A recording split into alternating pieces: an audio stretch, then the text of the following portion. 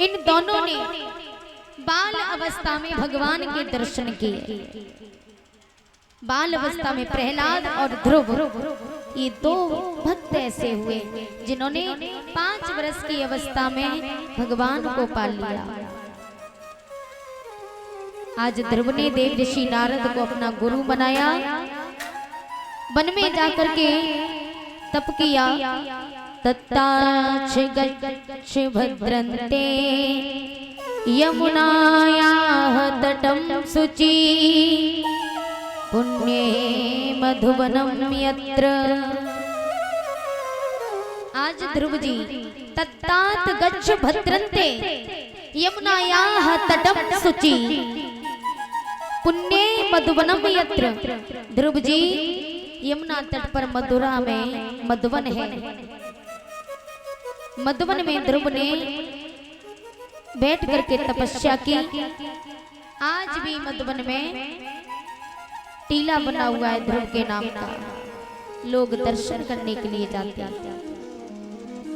आज ध्रुव जाकर के तपस्या करते 1 महीने तक ध्रुव ने कैत के फल खाए, दूसरे महीने में बेल के पत्ते, तीसरे महीने में जल पी करके गुजर की, चौथे महीने में हवा का आहार किया और 5वें महीने में ध्रुव ने आत्म श्वास खींच ली है। आज इंद्र का सिंहासन हिलने लगा। बोलिए विष्णु भगवान की।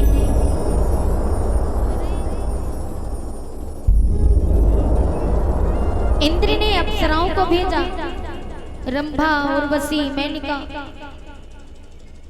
आज इन अप्सराओं को भेजा, कहा जाओ ये कौन इतनी घोर तपस्या कर रहा है, जाकर के उसकी तपस्या को भंग करो। तो सभी अप्सराएं चली तपस्या भंग करने के लिए। ध्रुव को छोटा बच्चा समझ के कोई शेरनी का, कोई नागिन का रूप धारण करके तपस्या भंग करने लगे। लेकिन भगवान की ऐसी ऐसी अनुकंपा हुई, कैत के वृक्ष के ऊपर मधुमक्खियों का छत्ता रखा हुआ था, तो मधुमक्खियां उड़ करके अप्सराओं के चुपके अप्सरा पराजित होकर के चली गई। बोली गोविंद भगवान की। आज ध्रुव जी की तपस्या से भगवान का सिंहासन हिलने लगा। भगवान श्याम सुंदर श्री हरि नारायण आज ध्रुव को पास में जाकर के दर्शन देते हैं। ध्रुव आंख नहीं खुलते, भगवान अपने अपने पांव को ध्रुव के अंगूठे के पास में मारने लगे, लेकिन ध्रुव ने नेत्र नहीं खोले। तो भगवान समझ गए कि ये इसके हृदय में मेरी प्रतिमा समाई है। तो उसी समय भगवान श्री हरि नारायण ने ध्रुव के हृदय से अपनी प्रतिमा को खींचा। ध्रुव जी भगवान की गोदी में गिर जाती। बोलिए भक्त और भगवान की। आज भगवान ने ध्रुव को दर्शन दिए। दर्शन देने के बाद ध्रुव जी अपने घर वापस लौट के आते हैं, मैया से भेंट करते हैं। मौसी से भेंट की तो शर्मिंदा से मौसी ने ध्रुव के सामने मौसी रोने लगी कि ध्रुव मुझे क्षमा कर दे। आज ध्रुव कहने लगी, नहीं मौसी, तेरे कारण तो मुझे भगवान के दर्शन हुए। तू मुझे डांटती नहीं, धक्का न मारती, तो मैं कहां श्री हरि नारायण के दर्शन कर पाता। आज ध्रुव अपनी मैया के पास में पहुंचे और मैया के पास में जाके देखा, मैया की आंखों की रोशनी जा चुकी थी। ध्रुव जी ने मैया की आंखों में फूंक मारी। मैया ने कहा, लाला तू भगवान के दर्शन कराया? हाँ माँ, मैं दर्शन करके आया। तो एक बार मुझे भी दर्शन करा दे। उसी समय ध्रुव जी ने कहा, ध्रुव ने मंत्र का जाप किया। योन्तः प्रवेश्य मम वाच भीमाम प्रसोत्ता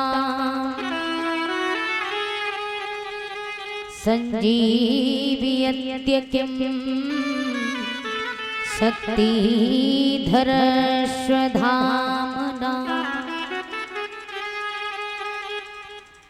अन्यासहस्रचरणा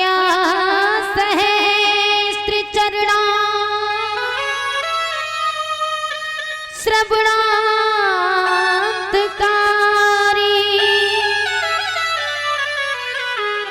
प्राणाम नमो भगवते पुरुषाय तुभ्यं।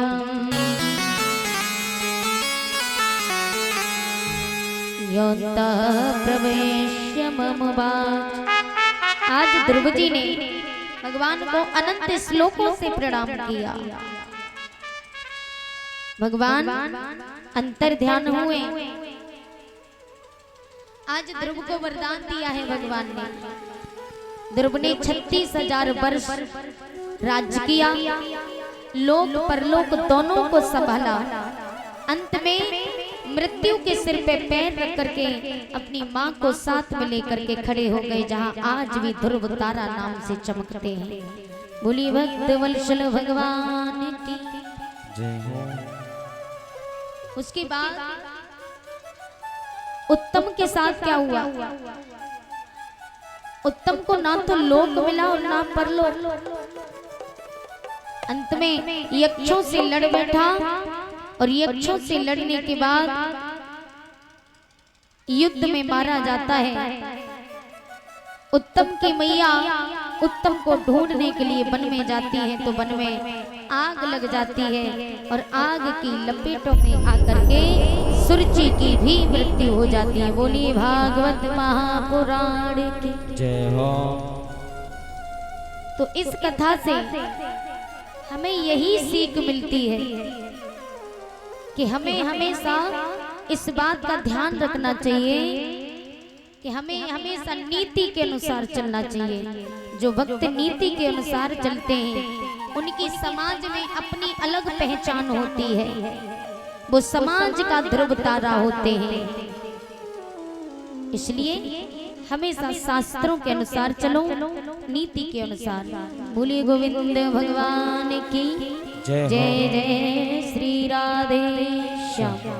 आइए छोटा सा भजन, उसके बाद आरती करेंगे और ध्यान दें।